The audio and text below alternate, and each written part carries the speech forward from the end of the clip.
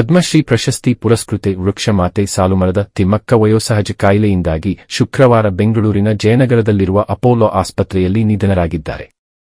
ಬೆಂಗಳೂರು ದಕ್ಷಿಣ ಜಿಲ್ಲೆಯ ಮಾಗಡಿ ತಾಲೂಕಿನ ಹುಲಿಕಲ್ ಗ್ರಾಮದವರಾಗಿರುವ ತಿಮ್ಮಕ್ಕ ಅವರಿಗೆ ಪುತ್ರ ಪರಿಸರವಾದಿ ಉಮೇಶ್ ಬಳ್ಳೂರು ಸಾಕಮಗ ಇದ್ದಾರೆ.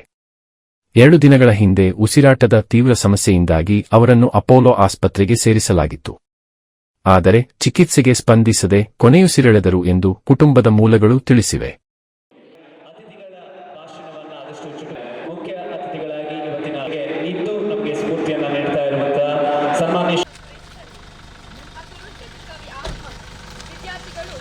ಪರಿಸರ ಜಾಗೃತಿಯ ನುಡಿ ಫಲಕದೊಂದಿಗೆ ತಿಮ್ಮಕ್ಕರವರಿಗೆ ಗೌರವವನ್ನು ಸಲ್ಲಿಸ್ತಾ ಇದ್ದಾರೆ.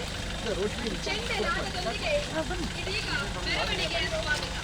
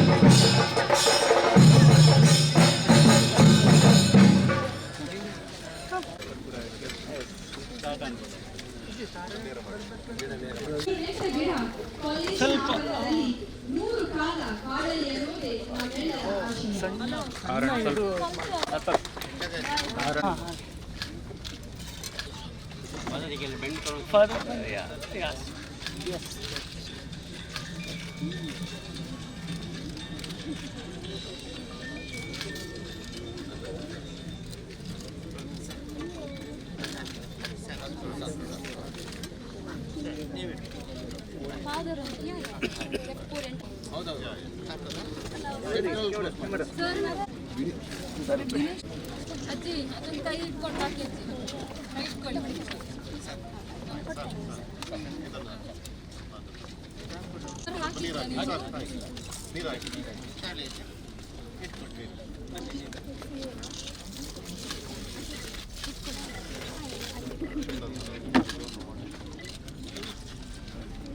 ಅಜ್ಜಿ ಮೇಲೆ ನೋಡಿ ಅಜ್ಜಿ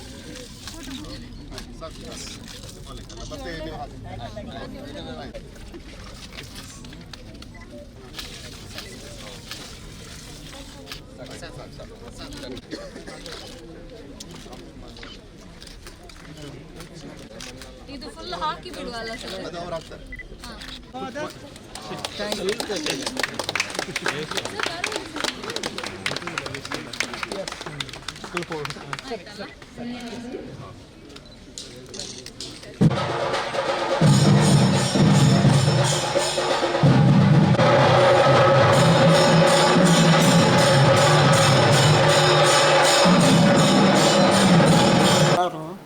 ಸಿದ್ದರಾಮಯ್ಯ ಅವರೇ ಆ ದರ್ಬಾರ್ನಾಗಿದ್ರು. ಎಷ್ಟು ಹೇಳ್ಕೊಂಡ್ರು ನಮ್ಮ ಭಂಗ ನೀಚಲಿಲ್ಲ.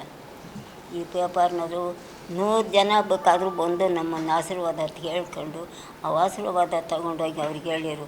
ಮುಟ್ಲೇ ಇಲ್ಲ ಸ್ವಾಮಿ, ಅವ್ರಿಗೆ ಮುಖ್ಯಮಂತ್ರಿಯಾಗಿ ಬೆಳೆದಿದ್ದಂಥವ್ರಿಗೆ ಮುಟ್ಲಿಲ್ಲ. ಅದಕ್ಕೋಸ್ಕರ ನಾವು ಇಲ್ಲಿವರೆಗೂ ಕಾದು ಯಾರು ಹೋಗಿ ಹೇಳಿದ್ದು ತಿಳ್ಕೊಳ್ಳಿಲ್ಲ, ಏನಿಲ್ಲ, ಹಂಗೆ ಬಾಳ್ಕೊಂಬಂದಿದ್ದಾರೆ. ಅದೊಂದು ಭಂಗ ನಮಗೆ. ಯಥೇ ಕಷ್ಟ ಅನುಭವಿಸ್ಕೊಂಡು ಕಾಲ ಕಳೀತಾ ಇದ್ದೀವಿ. ಈಗ ಪೇಪರ್ನವರಾದರೂ ಹೋಗಿ ಈ ಸತಿ ನಾನು ನಿಮ್ಮಂಥವ್ರ ಮಾತು ಕೇಳಿ ನಿಮ್ಮಂಥವ್ರ ಆಶೀರ್ವಾದದಿಂದ ಅವರು ಹೋಗಿ ಗೌರ್ಮೆಂಟಿಗೆ ತಿಳಿಸಿರೆ.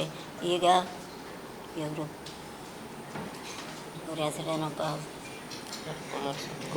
ಕುಮಾರಸ್ವಾಮಿ, ಇವರು ಪರಮೇಶ್ವಪ್ಪ ಅವರು ಇವರು ಮುಖ್ಯಮಂತ್ರಿಯಾಗಿ ನಿಂತಿದ್ದಾರೆ. ಅವ್ರಿಗೇನು ನಾವು ಹೋಗಿ ತಿಳಿಸಿಲ್ಲ. ಎಲ್ಲ ತಿಳಿಸ್ಬಿಟ್ಟು ನಮಗೆ ಏನಾದರೂ ನಮಗೆ ಅಲ್ಲೇ ಮಾಡಬೇಕು. ಮರ್ಯಾದೆ ನಿಮ್ಮೇನು ಥರ ಅಂತ ಒಂದು ಮರ್ಯಾದೆ ಸಂಪಾದನೆ ಆಗಬೇಕು ಸ್ವಾಮಿ. ಎಲ್ಲರಿಗೂ ಒಳ್ಳೆಯದಾಗಲಿ. ನಮ್ಮ ಆಶೀರ್ವಾದ, ನಮ್ಮ ಭಾಗ್ಯ ಎಲ್ಲರಿಗೂ ಒಳ್ಳೆಯದಾಗಿ ಎಲ್ಲರೂ ಮುಟ್ಟಿ ನಮಗೆ ಭಾಳ ಭಂಗ ಪಡ್ತಾಯಿದ್ದೀವಿ. ಬಾಡಿಗೆ ಮನೆಗಿದ್ದೀವಿ ಸಹ ನಾವು. ಬೆಂಗಳೂರಿನಾಗೆ ಹುಲಿಕಲ್ನಾಗಿದ್ದವು. ಹುಲಿಕಲ್ದಾಗೆ ಎಚ್.ಎಮ್. ರೇವಣ್ಣವ್ರು ಕಟ್ಕೊಟ್ಟಿದ್ರು ರೋಮನ್. ಅದೇ ಹೇಳ್ಕೊಳ್ತೆ. ಈ ಜನ ನಮಗೆ ಬಡವ್ರು ಬಗ್ರು ಅಂತ ನಮ್ಮನ್ನು ಭಾಳ ದೇವ್ರಿದ್ರು, ಭಾಳ ಆಡಿಕೆ ಮಾಡಿದರು. ಅದಕ್ಕೋಸ್ಕರ ಬೆಂಗಳೂರಿಗೆ 4 ವರ್ಷದಿಂದ ಬೆಂಗಳೂರಾಗೆ ಬಾಡಿಗೆ ಮನೆ ಮಾಡಿಕೊಂಡು ಬಾಡಿಗೆ ಮನೆಗಿದ್ದಾರೆ. ಮಗ ಇವರು ದತ್ತು ಮಗ.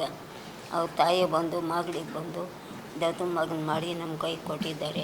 16 ವರ್ಷ ಆಯಿತು ಮಗ ನಮ್ಮಂತೆ ಬಂದು.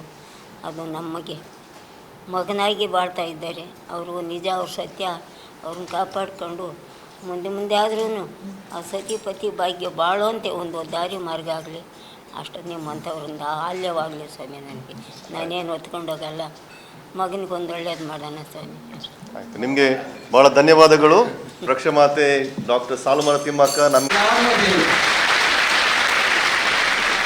ಇವತ್ತು ಎಲ್ಲೆಲ್ಲೂ ಹಸಿರು ಎದ್ದು ಕಾಣ್ತಾ ಇದೆ. ಹಸಿರು ಸಮೃದ್ಧಿಯ ಸಂಕೇತ. ದೊಡ್ಡ ಪಾಠವನ್ನು ಅವರು ನಮ್ಗೆ ಕಲಿಸಿದ್ದಾರೆ.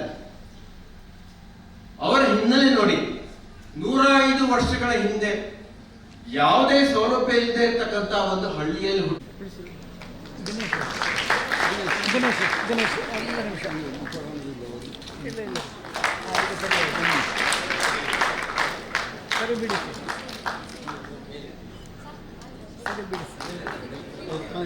ದಿವ್ಯಾ ಮೇಡಮ್ ಬಿಡಿ, ಕೈ ಬಿಡಿ, ದಿವ್ಯಾ ಮೇಡಮ್ ಕೈ ಬಿಡಿ, ನೀವು ಕೈ ಬಿಡಿ. ಹಾಂ ಹಾಂ, ನರಹರಿ ಸ್ವಲ್ಪ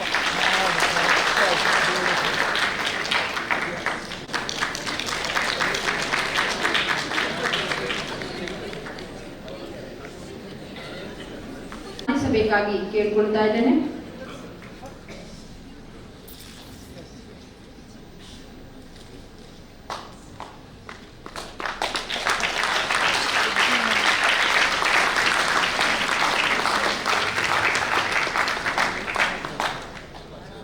ಕಾಲೇಜಿನ ಕುಲಸಚಿವರಾದಂತಹ ಡಾಕ್ಟರ್ ಎಂ ನರಹರಿ ಅವರು ಕೇಟಗಳನ್ನು ಹಾಕುವ ಮೂಲಕ ವೃಕ್ಷಮಾತೆಯನ್ನ ಗೌರವಿಸಬೇಕು.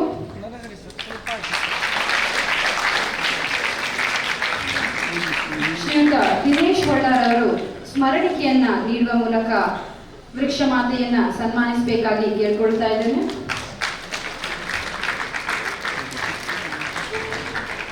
ಕುಮಾರಿ ದುರ್ಗಾರವರು ಹಣ್ಣು ಹಂಪಲುಗಳನ್ನ ನೀಡುವ ಮೂಲಕ ಗೌರವಿಸಬೇಕಾಗಿ ಕೇಳ್ಕೊಳ್ತಾ ಇದ್ದೇನೆ.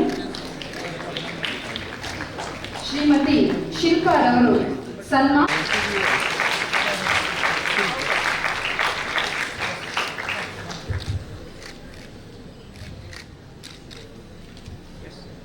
ಸಾಲುಮರದ ತಿಮ್ಮಕ್ಕ ಒಳ್ಳೆಯದಾಗಲಿ. ಈ ಆಫೀಸು ಆಗಲೇ ಮಾಡಿದಂಥ ಆಫೀಸು ಎಲ್ಲ ಉದ್ಯೋಗವಾಗಿ ಸಂತೋಷವಾಗಿ ಉದ್ಯೋಗವಾಗಿ ಬೆಳ್ಕೊಳ್ಳಿ, ಮಕ್ಕಳಿಗೆಲ್ಲ ಇದ್ದಾಗ ಬೆಳ್ಕೊಳ್ಳಿ, ದೊಡ್ಡವರಿಗೆಲ್ಲ ಸಂಪಾದನೆ ಆದಾಯ ಒಳ್ಳೆಯದಾಗಿ ಬೆಳ್ಕೊಳ್ಳಿ. ಅವ್ರಿಗೆ ನಮಸ್ಕಾರ ಆಯ್ತು ಹೇಳ್ತೀನಿ. ನಾನು ಬೆಳೆದಂಥ ಕಾಲ ನೀವು ಹೇಳ್ತೀರ. ಗುಬ್ಬಿ ತಾಲೂಕಿನಲ್ಲಿ ಹುಟ್ಟಿ ಬೆಳೆದು, ಹೊಸಳ್ಳಿ ತಾಲೂಕಿನಲ್ಲಿ ಅಲ್ಲಿ ಹುಟ್ಟಿ ಬೆಳೆದು, ಅಲ್ಲಿ ಬಾಳಿ ಬದುಕಿ ಕಷ್ಟ ಸುಖ ಎಲ್ಲ ಅನುಭವಿಸಿ ಉಳಿಕಲ್ಲಿಗೆ ಬಂದು ಅಲ್ಲಿ ಮದುವೆ ಸೊನ್ನಾಗಿ ಅಲ್ಲಿ ಬಾಳ್ಕೊಂಡಿರುವಾಗೆ 25 ವರ್ಷ ಆಯಿತು.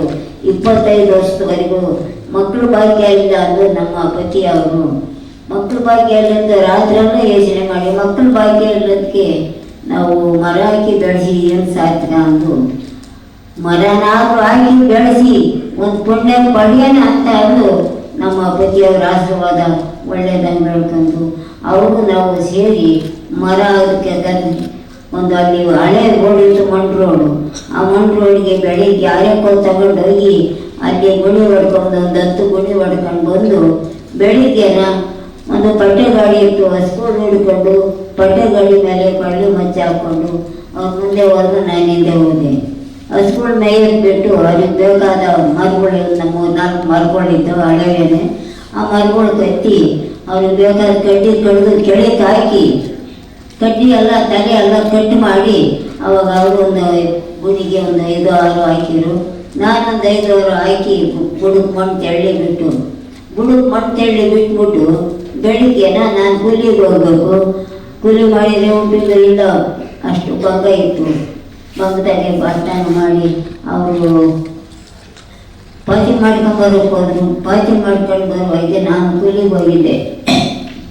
ಅವಾಗ ಬೆಳಿಗ್ಗೆ ಮಣ್ಣು ಗಡಿಗೆ ಕುಂಬಾರ ಮನೆಗೆ ಹೋಗಿ ಮಣ್ಣು ಗಡಿಗೆ ತಗೊಂಬಂದು ಅವ್ರಿಗೆ ಒಂದು ಜೊತೆ ನನಗೊಂದು ಜೊತೆ ತಗೊಂಬಂದು ಕೊಟ್ಟು ಮಣ್ಣು ಗಡಿಗೆ ಕೊಡ್ನೆ.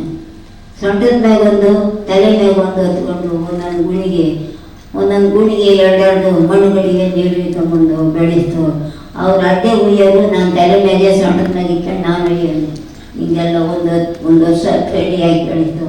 ಒಂದು ವರ್ಷ 15 ಬೆಳೆಸ್ತವೆ, 20 ಬೆಳೆಸ್ತವೆ, 25 ಬೆಳೆಸ್ತವೆ, 30 ಬೆಳೆಸ್ತವೆ. 10 ವರ್ಷ ತಕ್ಕರು ಹಾಕಿ ಇಷ್ಟಿಷ್ಟೇ ಅಂತ 10 ವರ್ಷ ತಕ್ಕರು ಹಾಕಿ ಬೆಳೆಸ್ತಂಥ ಮರಗಳು ಇವತ್ತು 20 ತೆಗ್ಗು ಅಡವಾಗಿದ್ದಾವೆ. 20 ತೆಗ್ಗು ಅಡವಾಗಿರೋಂಥ ಬೇರೆಲ್ಲ ಮೇಲೆ ತಲೆ ಎಲ್ಲ ಕಟ್ ಮಾಡಿ ಅಂಥ ಮರಗಳು ಇವತ್ತು ಹತ್ತಿರಗೆ ಆನಂದವಾಗಿ ಬೆಳೆದಿದ್ದಾವೆ, ಸಂತೋಷವಾಗಿವೆ. ನೋಡೋಕ್ಕೂ ಜನಗಳು ನಾವು ನೋಡಿದ್ದೀವಿ ಅಂತಾರೆ. ಅಂಥ ಮರಗಳು ಅದ್ದೂರಿಯಾಗಿ ಬೆಳ್ಕೊಂಡಿದ್ದಾವೆ. ನೀವು ನೋಡಿದ್ರೆ ಚಿಕ್ಕವರೇ ಆಗಲಿ ದೊಡ್ಡವರಾಗಲಿ ನಾವು ಹಾಕಿ ಬೆಳೆಸ್ತಂಥ ಆಶೀರ್ವಾದ ನಾನು ಹೇಳ್ತೀನಿ. ಮಕ್ಕಳ ಕೈಲಾದರೂ ಒಂದೊಂದು ಸಸಿ ಬೆಳೆಸಿದ್ರೆ ಅವು ರೋಡಿನ ಮಗ್ಳಾಗೆ ಆಗಲಿ ಬೀದಿ ಒಳಗೆ ಆಗಲಿ ಒಂದೊಂದು ಸಸಿ ಹಾಕಿ ಬೆಳೆಸಿದ್ರೆ ಬಿಸಿಲಾಗೆ ನನ್ನಂಥ ಅಜ್ಜಿದ್ರು ನೆಳ್ಳ ಕೂತ್ಕೊಂತಾರೆ. ಅದು ಒಂದು ಸಾರ್ಥಕವಾಗಬೇಕು. ಎಲ್ಲರಿಗೂ ಒಳ್ಳೆಯದಾಗಲಿ. ಎಲ್ಲ ಮನೆಯವ್ರಿಗೆ ಎಲ್ಲ ಗೋಡೆಯವರು ಬೆಳ್ಕೊಳ್ಳಿ, ಎಲ್ಲ ಮನೆ ಹತ್ರರು ಬೆಳ್ಕೊಳ್ಳಿ. ಅಷ್ಟು ಆಶೀರ್ವಾದ ಹೇಳಿದ್ದೀನಿ. ಆ ಆಶೀರ್ವಾದದಿಂದ ಎಲ್ಲರಿಗೂ ಒಳ್ಳೆಯದಾಗಿ ಬೆಳ್ಕೊಳ್ಳಿ. ಎಲ್ಲರಿಗೂ ಸತಿಪತಿ ಭಾಗ್ಯ, ಮಕ್ಕಳಿಗಿದ್ದೇವೆ ಸದ್ಭಾಗ್ಯ, ಹಣ ಸ್ತ್ರೀ ಭಾಗ್ಯ, ಎಲ್ಲರಿಗೂ ಒಳ್ಳೆಯದಾಗಿ ಬೆಳ್ಕೊಂಡು ಈ ಆಫೀಸ್ಗಳಿಗೂ ಒಳ್ಳೆಯದಾಗಲಿ. ಅದರಿಂದ ಇವರು ಮೇಡಮ್ ಅವರು ಅವ್ರ ಹೆಸರು ಮಾಡ್ಕೊಡ್ತೀನಿ.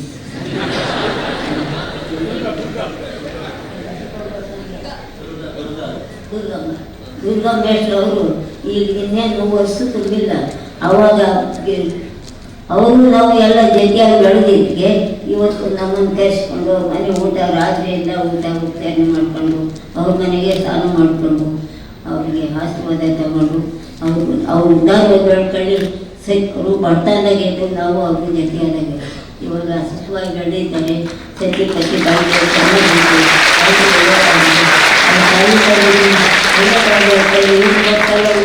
ಎಲ್ಲರಿಗೂ ಒಳ್ಳೆಯದಾಗಿ ಪರಮಾತ್ಮ. ಪತಿ ದೈವ ಪತಿ ಅವ್ರು ಸತ್ತು 26 ವರ್ಷ ಆಯಿತು.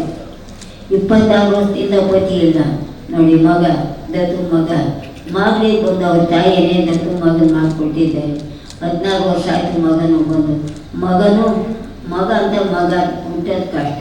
ಅಂತ ಮಗ ಸತ್ಯವಾದ ಮಗ ಹುಟ್ಟಿ ಸತ್ಯವಾಗಿ ಬೆಳ್ಕೊಂಡು ನಿಜವಾಗಿ ಭಕ್ತಿಯಿಂದ ಬಾಳ್ಕೊಂಡು ಹೋಗ್ಯ ಮುಕ್ತ ಮಗ. ಆ ಮಗನು ನನ್ನ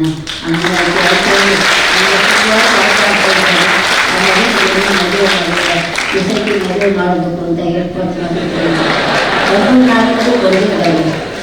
ನಾಳೆ ಮನೆ ದಿವಸ ಬಂದು ನಮ್ಮದು ಹೇಳ್ಬೋದು ಬುಟ್ಟು ಬೆಳೆಸ್ಕೊಂಡು ಹೋಗಿದ್ದಾರೆ. ಅವರಿಂದ ಹಣ ಕೊಟ್ಟರೆ ಮಗನಿಗೆ ಏರ್ಪಾಟ್ ಮಾಡಿ ಮದುವೆ ಮಾಡಬೇಕು ಸರ್.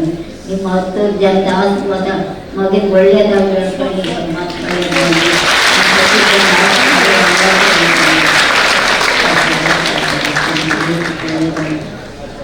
ನೀವು ಒಂದೊಂದು ಸತಿ ದೊಡ್ಡವರಾಗಿ ಚಿಕ್ಕವರಾಗಿ ಬೆಳೆಸ್ತಾ ಇರ್ಬೇಕು. ಮರ ಹಾಕಿದ್ರೆ ನಷ್ಟ ಆಗಲ್ಲ, ಒಂದು ಮನಸ್ಸಲ್ಲಿ ನೆರಳು ಹಾಕೋದಿಲ್ಲ. ಅಲ್ಲಿಂದ ನಾವು ಹಾಕಿರೋ ಮರಗಳೊಳಗೆ ಏನಂದರೆ ಅಕ್ಕಿ ಪಕ್ಷಿ ಅಷ್ಟು ದೂರಾಗಿ ಬೆಳ್ಕೊಂಡಿದ್ದಾವೆ. ಅದರೊಳಗೆ ಅಕ್ಕಿ ಪಕ್ಷಿಗಳೆಲ್ಲ ಪಕ್ಷಿಗಳು ಎಲ್ಲ ಹೊರಟೋಗಿದ್ದವು. ಹುಲ್ಲು ಸತ್ಯ ಎಲ್ಲ ಹೊರಟೋಗಿತ್ತು, ಒಣಗೋಗಿತ್ತು. ಮರಗಳೆಲ್ಲ ಹೊರಟೋಗಿತ್ತು. ಒಂದೊಂದು ಎಕರೆಗಾದರೆ ತೆಂಗಿನ ಮರ ಎಲ್ಲ ಹೊರಟೋಗಿದ್ದಾರೆ. ಅಡಿಕೆ ಮರ, ತೆಂಗಿನ ಮರ ಅದೆಲ್ಲ ಕಡಿದು ಬಂದಿಸ್ಕೊಂಬಂದೆ. ಒಬ್ಬರು ಕೈಲೆಲ್ಲ ಹೇಳಿದೆ, ಅವರು ತೀರ್ಮಾನ ಹಾಕೋದು. ಈಗ ಅದೇ ರೀತಿ ಅದೇ ಸಸಿಗಳು ಅವಲ್ಲ ಒಣಗಿಗೆ ಕಿತ್ತು ಬಿಡೋದು, ನೀರಲ್ಲಿ ಬಾತೆ ಒಂದು ಕಡೆ ಹಾಕ್ಬಿಡೋದು. ಅದೇ ಜಾಗಕ್ಕೆ ಒಂದೊಂದು ತೆಂಗಿನ ಸಸಿ, ಅಡಿಕೆ ಸಸಿ ಆಗಲಿ ಎಲ್ಲ ಸಸಿಗಳು ಹಾಕಿ ನಾಟು ಹಾಕಿ ಅವೇ ಉದ್ದಾರ ಬೆಳೀತವೆ, ಮಳೆ ಬೀಳ್ತದೆ, ಬೆಳೆ ಆಗ್ತದೆ. ಅಷ್ಟು ಐಶ್ವರ್ಯ ಒಂದು ಪಡ್ಕೊಂಡ್ರೆ ದೇಶ ಇನ್ನೂ ಜನಗಳು ಜಾಸ್ತಿ ಅದೇ. ಅದಕ್ಕೆ